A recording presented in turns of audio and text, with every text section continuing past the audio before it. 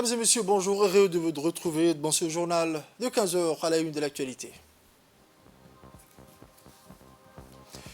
Signature des contrats de subvention entre les 5 régions et Expertise France.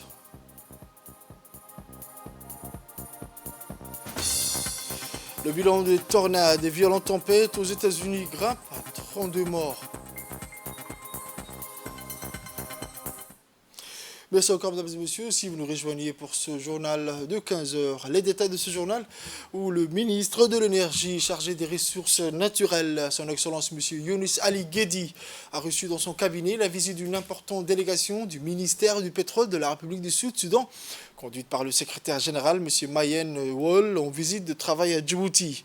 Au milieu des discussions entre les deux parties, il est voies et moyens de renforcer la coopération bilatérale entre Djibouti et le Sud-Soudan dans les domaines des hydrocarbures et du gaz naturel, notamment par la mise en application des termes des mémorandums d'entente signés à Djouba, dans la capitale du Sud-Soudan, en septembre dernier par le ministre de l'Énergie chargé des ressources naturelles, M. Younis Ali Guedi, et par son homologue, le ministre du pétrole du Sud-Soudan, M. Puot Kong Chol. Au cours de cette entrevue, il a été question également de la création d'un comité mixte constitué des représentants des deux ministères djiboutiens et sud-soudanais chargés de la mise en œuvre des termes de l'accord cadre de coopération entre les deux pays dans le domaine des hydrocarbures et du gaz naturel. Je vous dis déjà dans le titre, le ministère délégué chargé de la décentralisation a abrité ce lundi 3 avril une cérémonie pour la signature de contrats de subvention entre chaque conseil régional de la République de Djibouti et Expertise France.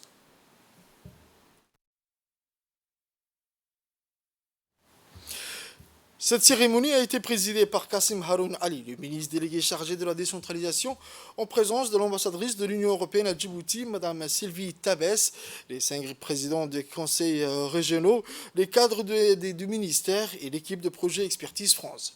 Ces signatures interviennent dans le cadre du programme ADIL, appui à la décentralisation aux initiales locales financées par l'Union européenne, mise en œuvre par Expertise France. Au quotidien, pour favoriser l'émergence des collectivités territoriales et le développement des régions de l'intérieur de la République de Djibouti. C'est un projet de l'Union européenne qui finance ce projet, qui est mis en œuvre par Expertise France avec une assistance technique et puis des fonds qui sont octroyés chaque année aux 5 conseils régionaux de la République pour qu'ils réalisent des projets d'infrastructure dans leur région. Donc aujourd'hui, nous avons signé un contrat de subvention entre Expertise France et chaque conseil régional d'un budget moyen de 200 millions de francs Djibouti par région qui sont à la main de chaque conseil régional pour concevoir et réaliser des infrastructures dans les régions. Donc ce sont des marchés, des réservoirs d'eau, des terrains de sport, des aires de jeu gérés et conçus par les conseils régionaux. Et nous, Expertise France, on les accompagne sur l'ensemble des étapes de la phase du cycle projet, sur les assister techniquement pour mener à bien ces projets. Donc, puisqu'on a signé ces contrats de subvention, donc les régions disposent désormais d'un budget d'investissement, comme c'est le cas depuis désormais 3 ans dans le cas du programme ADIL, pour réaliser des infrastructures qui sont issues des plans de développement régionaux, qui sont des plans pluriannuels identifiés par les conseils régionaux pour lister les projets prioritaires à mener en région.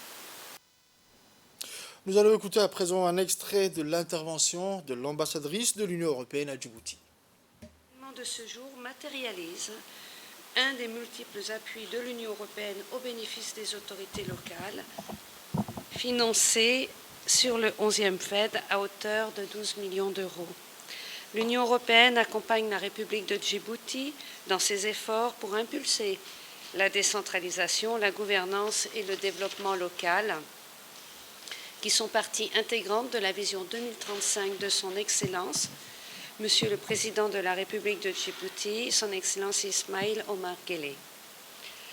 Le développement durable commence au niveau local et les autorités locales sont des acteurs essentiels. Ils ont également une importance capitale pour le renforcement de la gouvernance locale et la fourniture des services publics. Les contrats de subvention qui sont signés aujourd'hui sont en moyenne, vous l'avez dit, Monsieur le Ministre, de 200 millions de francs de Djibouti et seront mis à la disposition de chaque conseil régional par l'Union européenne pour mener des actions au bénéfice des populations locales. Au total, 59 projets d'infrastructures seront réalisés pour améliorer la vie des citoyens et répondre aux besoins de des communautés rurales pour renforcer leur résilience. De plus, 15 autres projets sont en cours de finalisation pour une inauguration prochaine auquel j'espère pouvoir être présente pour découvrir aussi les autres régions.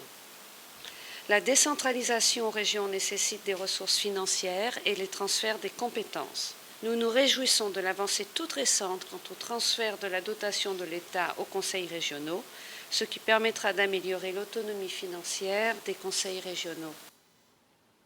Voici à présent les dires du ministre délégué chargé à la décentralisation, son Excellence Qassim Haroun Ali, qui a évoqué l'importance de ces initiatives pour le développement.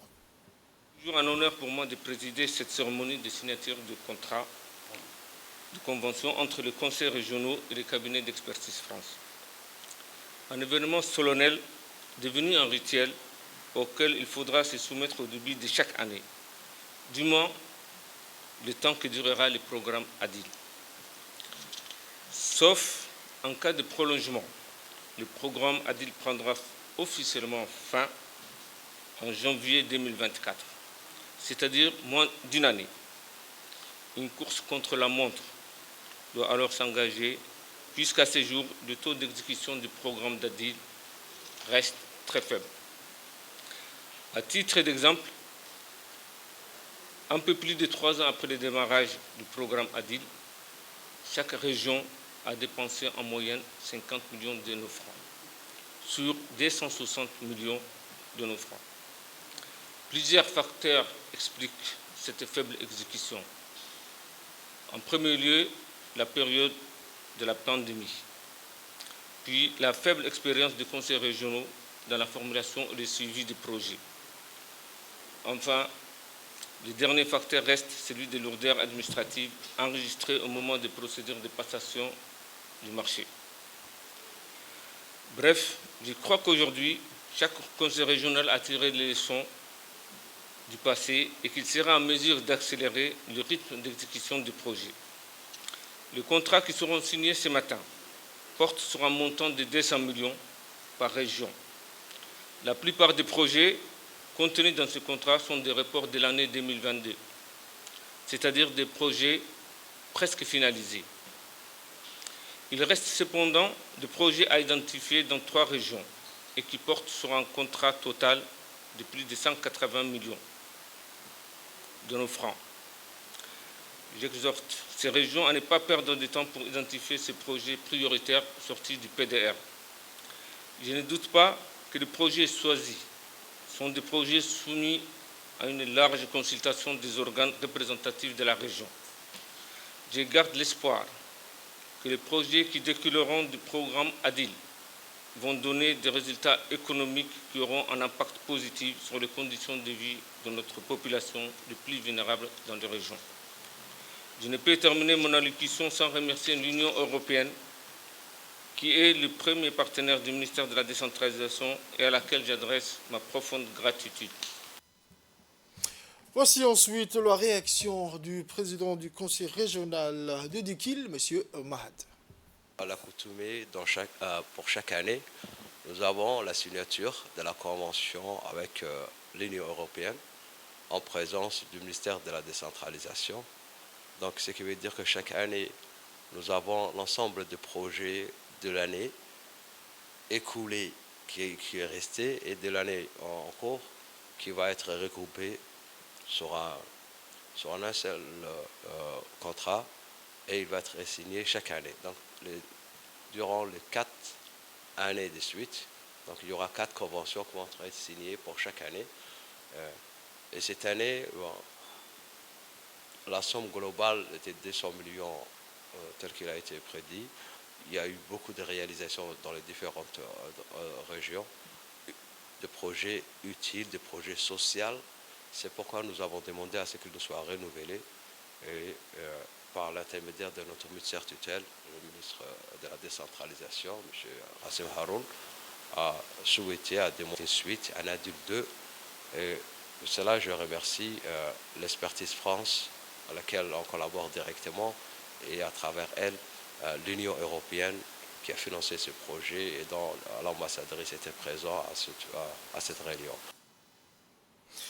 Pour les autres actualités, en Arabie Saoudite, où l'ambassadeur extraordinaire et plénipotentiaire de la République de Djibouti, ainsi que doyen du corps diplomatique accrédité auprès du Royaume d'Arabie Saoudite, a transmis un message écrit du chef d'État djiboutien, son Excellence El-Hajj Ismaël Omar Guelleh, adressé à son Altesse royale, le prince héritier et Premier ministre saoudien, M. Mohammed Ben Salman. Le message relatif aux relations bilatérales étroites existantes entre les deux pays frères et les moyens de renforcer la délivrance de ce message a été lors de la rencontre de l'ambassadeur d'Aïdine Bahrama avec son Altesse le prince Faisal Ben Farhan Ben Abdallah, ministre des Affaires étrangères au Royaume d'Arabie Saoudite. L'ambassadeur Dr Sami Saleh, assistant du ministère délégué des Affaires africaines auprès du ministère des Affaires étrangères saoudien, a pris part à cette audience. Le ministère de l'Environnement et du Développement durable a organisé ce matin au Sheraton Hotel une réunion de haut niveau pour présenter les résultats du processus d'évaluation des besoins en technologie pour le changement climatique. L'événement a été présidé par le secrétaire général du ministère de l'Environnement et du Développement durable, M. Dini Abdallah, en présence des directeurs des différents départements du ministère, ainsi que des hauts responsables de l'administration, les secteurs bancaires, les donateurs et les partenaires techniques et financiers de la République de Djibouti. Lors de cet atelier de restitution, M. Idriss Ismail Nour, coordinateur du projet, a fait une présentation relatant les tenues et les aboutissants de cette évaluation sur les besoins en technologie pour s'adapter et étudier les effets du changement climatique. De sa part, pour sa prise de parole, le représentant du système des Nations Unies à Djibouti a rappelé l'importance de cette évaluation sur les besoins en technologie pour le changement climatique.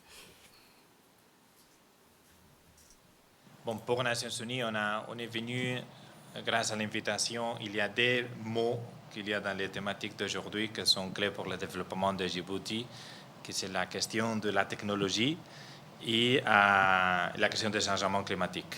Donc on est déjà très affectés, nous sommes dans les front lines des pays affectés par le changement climatique et la sortie à cette situation, ça va passer pour l'utilisation de nouvelles technologies, nouvelles façons de créer de l'énergie. Vous allez parler aujourd'hui sur la technologie dans l'agriculture. L'adaptation au changement climatique, ce n'est pas une chose qu'on doit faire dans l'avenir. Malheureusement, c'est déjà ici et c'est une chose qu'on doit appliquer à partir déjà. Voici les propos du secrétaire général du ministère de l'Environnement et du Développement durable, M. Dini Abdallah. Avec un réel plaisir que je prends la parole pour vous souhaiter la bienvenue à cette réunion de haut niveau sur le processus d'évaluation des besoins en technologie pour le changement climatique. Ainsi, dès l'adoption de la Convention cadre des Nations Unies sur le changement climatique en 1992 à Rio de Janeiro, les parties signataires de cette convention ont reconnu l'importance du transfert des technologies comme moyen de réduction des émissions de gaz à effet de serre et d'atténuation des impacts du changement climatique. En complément du mécanisme financier, nous pouvons dire sans détour que le mécanisme technologique constitue le moyen le plus efficace pour lutter contre le changement climatique. C'est pourquoi il est important d'évaluer nos besoins en matière de technologie climatique en vue de pouvoir proposer leur introduction et leur adoption dans les différents secteurs socio-économiques clés tels que l'agriculture, les ressources en eau, l'énergie, le transport, etc. Chers participants, la protection de notre planète contre ces fléaux des temps modernes. Le projet Évaluation des besoins technologiques vise, entre autres, à développer des plans d'action susceptibles de favoriser l'introduction et l'adoption des technologies écologiquement propres et rationnelles.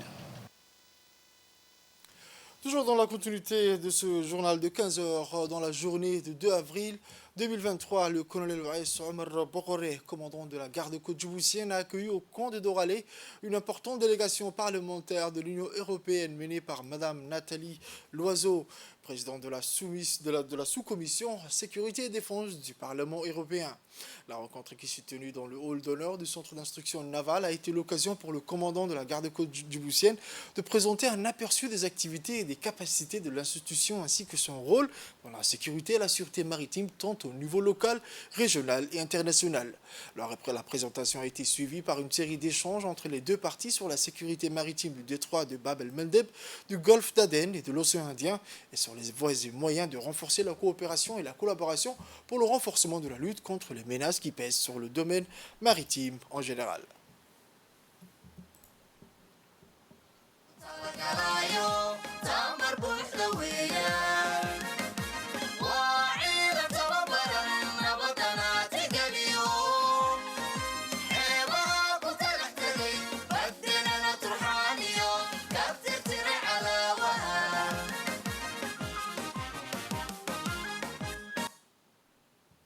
La délégation d'europarlementaires a ensuite visité le centre d'instruction navale de la garde-côte djiboutienne qui constitue le pôle principal de formation des personnels de l'institution. Le colonel Ouaïs Omar Bogoré a saisi cette opportunité pour présenter la vision mise en place pour doter les personnels de la garde-côte djiboutienne des connaissances nécessaires pour mener à bien les missions qui leur sont assignées et confiées. Madame Nathalie Loiseau a exprimé sa gratitude au commandant de la garde-côte pour l'accueil très chaleureuse réservée à la délégation et a salué également l'engagement sans faille et son rôle important de la garde-côte djiboutienne dans la sécurité maritime régionale. La rencontre s'est clôturée par la photo de famille quotidienne.